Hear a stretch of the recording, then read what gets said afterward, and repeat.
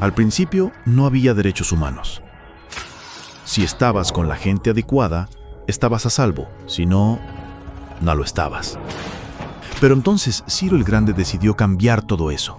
Tras conquistar Babilonia, hizo algo completamente revolucionario. Anunció que todos los esclavos podían irse en libertad. También dijo que la gente era libre de elegir su religión, sin importar de qué grupo fueran parte. Comentaron sus palabras en una tablilla de arcilla, conocida como el cilindro de Ciro, y así, sin más, nacieron los derechos humanos. La idea se extendió rápidamente hasta Grecia, la India y al final hasta Roma. Se dieron cuenta de que la gente seguía de forma natural ciertas leyes, incluso aunque no se les dijera que las siguieran. Llamaron a esto derecho natural, pero siguió siendo pisoteado por quienes se encontraban en el poder. No fue hasta 1000 años más tarde, en Inglaterra, donde finalmente hicieron que el rey estuviera de acuerdo en que nadie podía invalidar los derechos de la gente, ni siquiera un rey. Los derechos de la gente fueron finalmente reconocidos y estaban ahora a salvo de los que estaban en el poder. Hasta cierto punto, todavía hizo falta que un grupo de rebeldes británicos declararan su independencia antes de que el rey entendiera que todos los hombres han sido creados iguales. Es decir, no es que a él le gustara la idea, sino que no pudo pararles, y así nació América. Los franceses siguieron inmediatamente con su propia revolución por sus propios derechos. Su lista era más larga e insistían en que esos derechos no eran solo inventados, eran naturales. El concepto romano de derecho natural se había convertido en derechos naturales. Por desgracia, no todo el mundo estaba tan entusiasmado. En Francia, un general llamado Napoleón decidió derrocar la nueva democracia francesa y se coronó a sí mismo emperador del mundo. Y casi tuvo éxito, pero los países de Europa unieron fuerzas y lo derrotaron. Y los derechos humanos fueron, una vez más, un tema candente. Se redactaron acuerdos internacionales garantizando ampliamente muchos derechos por toda Europa, pero solo a través de Europa. El resto del mundo de alguna forma todavía no cualificaba. En vez de eso, fueron invadidos, conquistados y consumidos por los enormes imperios europeos. Pero entonces un joven abogado de la India decidió que ya había sido bastante. Se llamaba Mahatma Gandhi y frente a la violencia insistió en que toda la gente en la tierra tenía derechos, no solo en Europa. Al final, hasta los europeos empezaron a estar de acuerdo. Pero no iba a ser tan fácil. Habían estallado 2 guerras mundiales. Hitler exterminó a la mitad de la población judía de la Tierra en los horrorosos campos de muerte nazi. En total, 90 millones de personas habían muerto. Nunca los derechos humanos habían estado tan horriblemente cerca de la extinción. Y nunca había estado el mundo tan desesperado por un cambio. De forma que los países de la Tierra hicieron causa común y formaron las Naciones Unidas.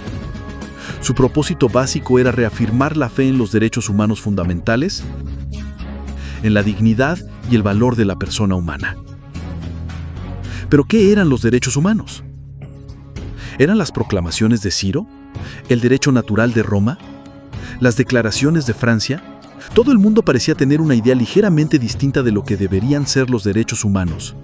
Pero bajo la supervisión de Eleanor Roosevelt, finalmente se pusieron de acuerdo en una serie de derechos para absolutamente todo el mundo. La Declaración Universal de Derechos Humanos. El concepto francés de los derechos naturales se había convertido finalmente en los derechos humanos. Así que, en resumen, al principio solo unos cuantos afortunados tenían derecho alguno, hasta que uno de ellos decidió, oye, otra gente también debería tener derechos, lo que fue estupendo, salvo que no todo el mundo estuvo de acuerdo y solo que llevó unos cuantos miles de años de lucha, declaraciones y más lucha hasta que finalmente todo el mundo estuvo de acuerdo en que los derechos humanos deberían ser para todos y vivieron felices y comieron perdices. Salvo que hay un pequeño problema. Si la gente tiene derecho a la comida y el cobijo, ¿por qué hay 16,000 niños muriendo de hambre cada día? 1 cada 5 segundos. Si la gente tiene libertad de expresión, ¿por qué hay miles de personas en prisión por hablar claro?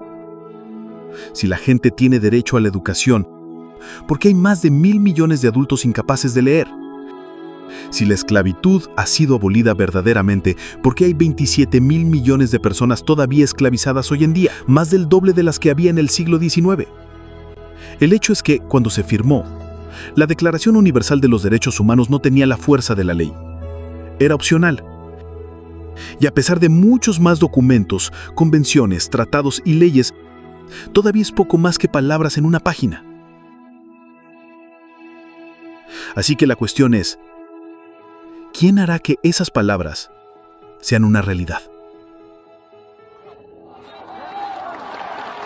Cuando el Dr. King se manifestó por la igualdad racial, se manifestó por los derechos que las Naciones Unidas habían garantizado hacía casi 20 años. Pero con todo, se manifestó.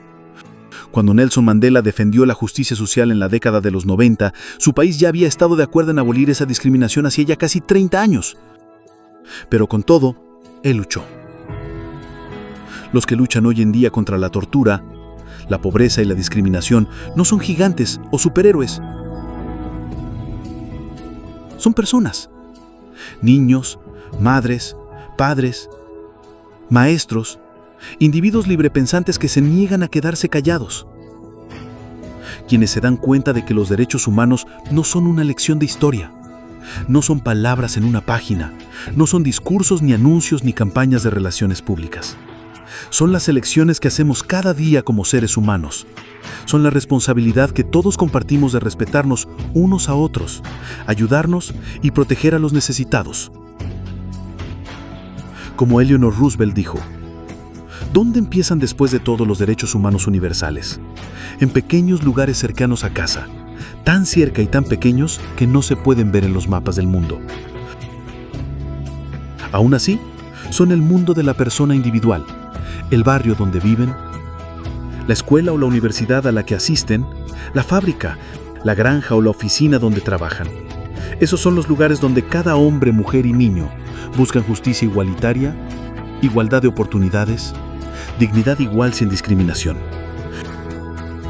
A menos que esos derechos tengan un significado ahí, tienen muy poco significado en cualquier otra parte.